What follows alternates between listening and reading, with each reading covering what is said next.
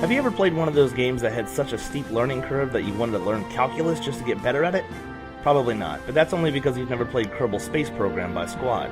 When we downloaded this game, we thought it was going to be a cute RPG-styled game filled with training and sending your little green guys all over the solar system just to do some mission somewhere, only to return later while we reap the rewards.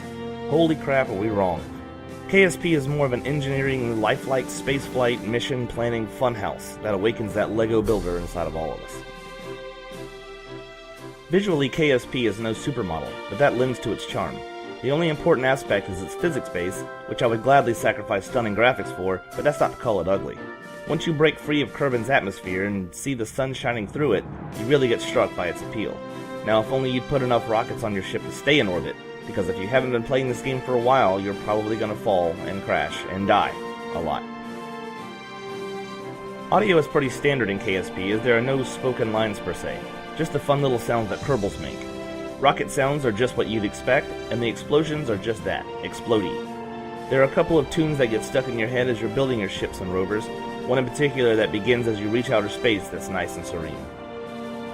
KSP is definitely a mouse and keyboard game that can use many keys if need be. Most pieces of your ship have some function that can be set to hotkeys, which is handy when you have several solar panels and you don't feel like extending them separately. There are also lights, brakes, and landing gear with their own keys, as well as camera settings and perspective changes. KSP can be pretty relentless, so building your ship according to your mission is vital. Attached some batteries to your ship but forgot about panels to charge them? Too bad. Got into orbit but don't have enough positioning thrusters? Tough luck, kid, it responds.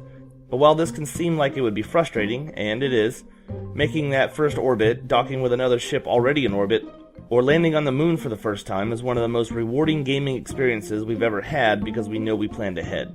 KSP doesn't have much of a storyline to speak of, but there are a few game modes to play with.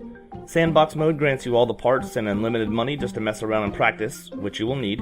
Career mode gives you only a few parts to start with, and all of the parts must be unlocked. And the latest release at the time of this writing has introduced contracts so you can accept missions from Mission Command.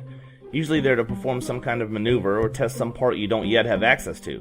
These will net you money to build bigger ships and rep points to open better contracts. Science experiments are also available to perform during your mission, which get you, obviously, science points. These will go toward research to open new parts in your tech tree. The Kerbal modding community is one of the biggest we've seen next to Minecraft, and there are a ton of great game-expanding mods out there for your enjoyment, and they are enabling us to launch bigger and crazier things into orbit.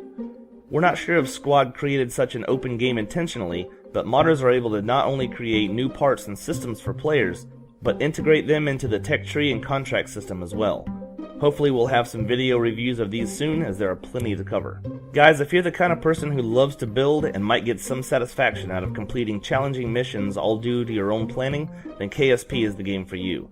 While we may not have needed to learn calculus to play it, we never thought we'd have to learn to burn prograde at our apoapsis to circularize our orbit. Whatever that means.